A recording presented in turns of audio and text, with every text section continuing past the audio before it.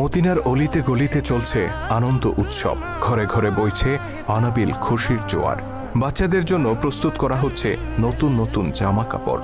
চারিদিকে এত আনন্দ, এত হই হুল্লোড়ের একটাই কারণ, দুদিন বাদে পালিত হতে যাচ্ছে মুসলিমদের সবচেয়ে বড় ধর্মীয় অনুষ্ঠান ঈদ। মদিনার ঘরে ঘরে যখন ঈদের খুশি, তখন হযরত ওমর রাদিয়াল্লাহু তাআলা আনহুর ঘরে দেখা গেল বিষণ্ণতা। তার ঘরে না ছিল বাড়তি কোনো উৎসব আয়োজন, না ছিল নতুন জামা তৈরির হিড়িক। অথচ ওমর রাদিয়াল্লাহু তাআলা আনহু তখন মুসলিম জাহানের খলিফা, অর্ধ দুনিয়ার শাসক তিনি। তা সত্ত্বেও নিজের কিংবা পরিবারের জন্য একটি নতুন জামা তৈরির আর্থিক সঙ্গতি তার ছিল না। এই যখন অবস্থা, তখন খলিফা ওমর রাদিয়াল্লাহু তাআলা আনহুর স্ত্রী উম্মে কুলসুম রাদিয়াল্লাহু তাআলা আনহা তাকে বললেন, আমাদের জন্য নতুন কাপড় না হলেও চলবে, কিন্তু ছোট্ট বাচ্চাটি নতুন কাপড়ের জন্য কান্না করছে, অন্তত তার জন্য একটি নতুন জামার ব্যবস্থা করুন। খলিফা নিজের অসহায়ত্ব প্রকাশ করে বললেন, তুমি জানো আমার নতুন কাপড় কেনার সামর্থ্য নেই, বাইতুল মাল থেকে যতটুকু ভাতা নেই তা দিয়ে কোনো রকম সংসার চলে। উম্মে কুলসুম রাদিয়াল্লাহু তাআলা আনহা তখন খলিফাকে পরের মাসের বেতন থেকে কিছু টাকা অগ্রিম নিয়ে বাচ্চাটিকে নতুন জামা কিনে দেওয়ার অনুরোধ করলেন। স্ত্রীর অনুরোধে খলিফা ওমর রাদিয়াল্লাহু তাআলা আনহু চিঠি লিখলেন রাসূল সাল্লাল্লাহু আলাইহি সাল্লামের আরেক প্রিয় সাহাবী আবু ওবাইদা রাদিয়াল্লাহু তাআলা আনহুর কাছে। আবু ওবাইদা তখন রাষ্ট্রীয় কোষাগার বাইতুল মালের দেখাশোনা করতেন। চিঠিতে খলিফা 1 মাসের অগ্রিম ভাতা চেয়ে অনুরোধ করলেন আবু ওবাইদা রাদিয়াল্লাহু তাআলা আনহুকে।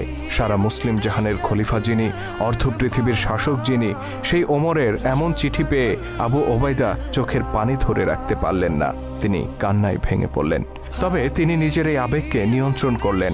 চিঠি বাহকের হাতে অগ্রিম বেতন না দিয়ে তিনি বরং আরেকটি চিঠি ধরিয়ে দিলেন।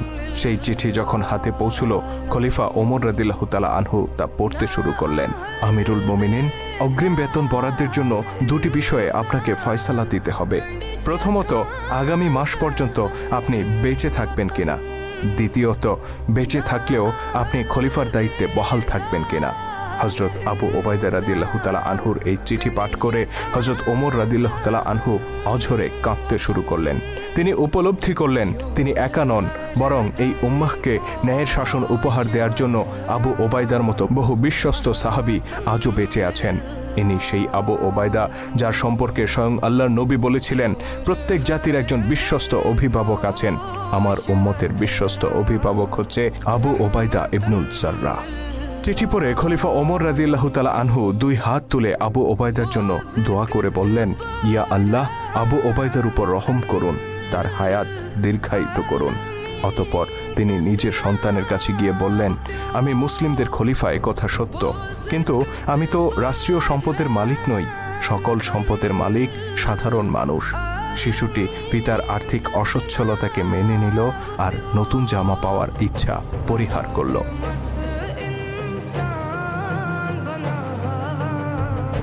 খলিফা হিসেবে দায়িত্ব নেয়ার পর থেকেই হযরত ওমরের সংসারে নেমে এসেছিল অভাব অনটন। পরিবার পরিজন নিয়ে খেয়ে পরে বেঁচে থাকার জন্য নিতান্ত যতটুকু প্রয়োজন ছিল, রাষ্ট্রীয় কোষাগার থেকে ঠিক ততটুকুই ভাতা গ্রহণ করতেন তিনি।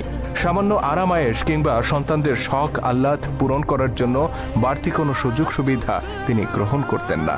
একবার হযরত আলী রাদিয়াল্লাহু তাআলা আনহু, ওসমান রাদিয়াল্লাহু তাআলা আনহু ও তালহা রাদিয়াল্লাহু তাআলা আনহু পরামর্শ করলেন যে খলিফার এই মাসোহারা যথেষ্ট নয়, তাকে বাইতুল মাল থেকে আরও কিছু অর্থ বাড়িয়ে দেওয়া উচিত। কিন্তু এই প্রস্তাব খলিফা ওমরের কাছে কে পেশ করবে? তাদের 3 জনের একজনেরও সাহস হলো না। অবশেষে ওমর রাদিয়াল্লাহু তাআলা আনহুর কন্যা ও রাসূল সাল্লাল্লাহু আলাইহি সাল্লামের স্ত্রী হাফসা রাদিয়াল্লাহু তাআলা আনহার কাছে গিয়ে তারা তাকে এই প্রস্তাব উত্থাপনের অনুরোধ করেন। হাফসা রাদিয়াল্লাহু তাআলা আনহা পিতার নিকট এই প্রস্তাব তুলতেই তিনি ক্ষিপ্ত হয়ে উঠলেন। জানতে চাইলেন কারা এই প্রস্তাব দিয়েছে। আম্মা হাফসা রাদিয়াল্লাহু তাআলা আনহা কোনো উত্তর দিলেন না। খলিফা বললেন, যদি তাদের নাম জানতে পারতাম তাহলে পিটিয়ে লাল করে দিতাম।